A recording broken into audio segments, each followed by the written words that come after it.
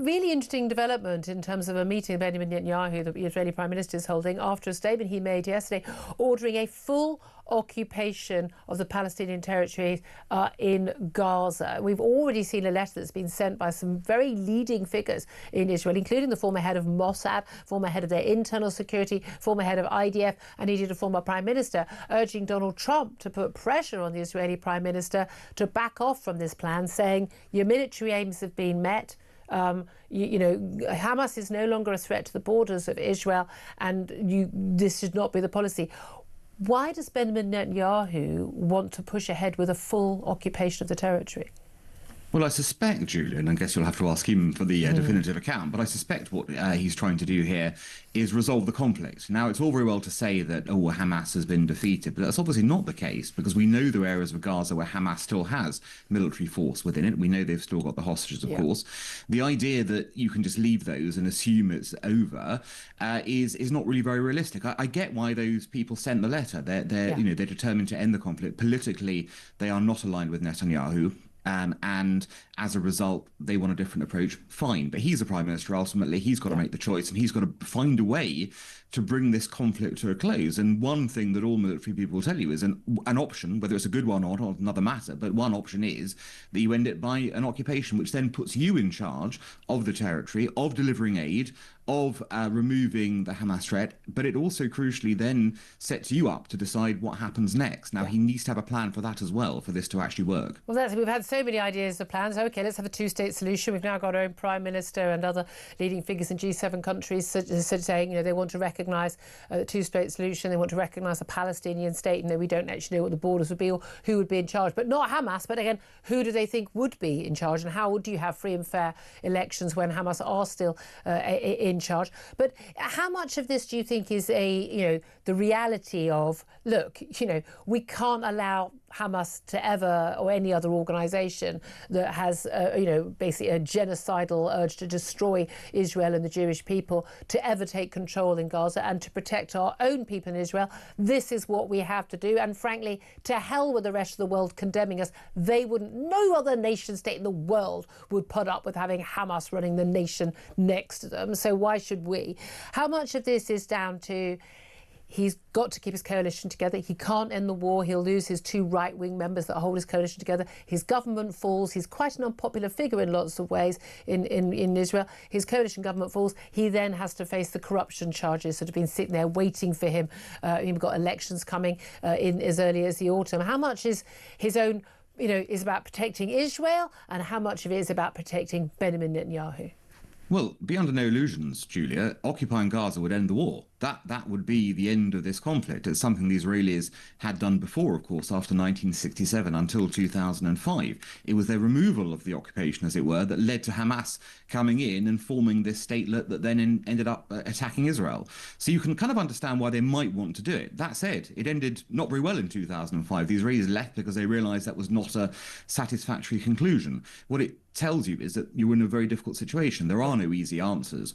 But to end this conflict, i.e. as we know it, one very definite way of doing so would be an occupation.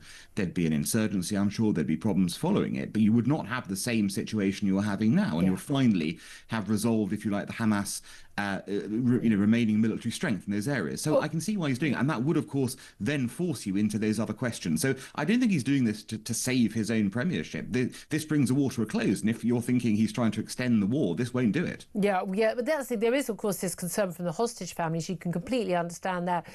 Some 50 still held. It's believed some 22 is still alive. We saw those horrific videos at the weekend of two young men. I mean, just, 21, I think, and 24, emaciated, looking like, Belsen captives, quite deliberately, I think, by Hamas. Absolutely, one being forced to dig his own grave, one so weak, unable to move, being deliberately starved by their Hamas hostage takers in the tunnels. Just horrific images. And obviously the concern of the hostage families is that we want their hostages back. And this argument that we got them out before by negotiating, you're not going to get them out this way. We know that Hamas would just shoot them dead rather than, we've seen them, they've they've executed 6 before when they thought that IDF soldiers were getting close, that they're more likely to get them back alive. But the reality is, of course, when there was negotiation to get hostages back in return for paying the huge ransom of hundreds and hundreds and hundreds, even thousands in the end, of Palestinian some prisoners, some murderers, terrorists, rapists, and others get back into the Gaza territory, that was done from a position of strength by Israel, wasn't it? It was Hamas had its back against the wall, and that's why they agreed to negotiate. And of course, they clearly don't feel their backs against the wall at the moment. They've got the prospect of a Palestinian state being recognised by Britain, Canada, and France. So they clearly think that they are, they might be defeated on the ground, but they believe they're going to get their war aims. They've been thanking the likes of Keir Starmer for the fruits of October the 7th. So why would they negotiate and hand back hostages now? Well, this is an extraordinary spectacle. You have a prescribed terrorist group in this country, Hamas, who is trolling the British Prime Minister by openly saying, you are the reason that we're going to keep fighting this war. Yep. We're going to wait until you grant us statehood, as you said you would now, and then we might consider, giving up at that point. But we all know that's not going to happen. We all know that we've got ourselves into an absolute disastrous foreign policy position by going down this path of demanding concessions from Israel, but not from the terrorists in this way. So you're right. Hamas are in a very strong position right now. They feel the international community, some of the countries in the West, are backing them. I think everyone, frankly, Julia, is waiting to hear what Donald Trump has to say on this matter. And I think Netanyahu has set out his stall to say, right, the Europeans want Hamas to win. Fine. That's their position. My position is Israel's going to win. Where do you stand? And I think this will not get resolved now until Donald Trump decides on which side of the debate he wishes to go on. But again, he's been pretty solid on Israel, but I do worry not 100% solid, because he's sort of, being swayed by the propaganda pictures of the children in Gaza. And I guess we absolutely want aid to go into civilians and for no child to ever be hungry. Of course we do. But we're expecting from Israel stuff that we simply don't expect from any other national government when they're fighting a war. By the way, nobody starved in Gaza when the Israelis occupied Gaza from 1967 to 2005. Nobody. So, well, it is funny, isn't it? So it tells you that this occupation strategy is one way of resolving the humanitarian aid problem. The Israelis take over that situation completely. They feed the population, they disarm and remove the militants and terrorists, and they get on with it that way. So it's viable. I don't think it's a great option, but it's a viable one from that perspective. What about the perspective of families in Israel? We've seen this conscripted army. I mean, they soon after October the 7th, they called up, hundreds of thousands of reservists. We're talking about young men and women who've been trained up in the IDF, who've been forced to fight. This is really dangerous combat in booby-trapped bomb, houses with, rigged with bombs in many parts of Gaza.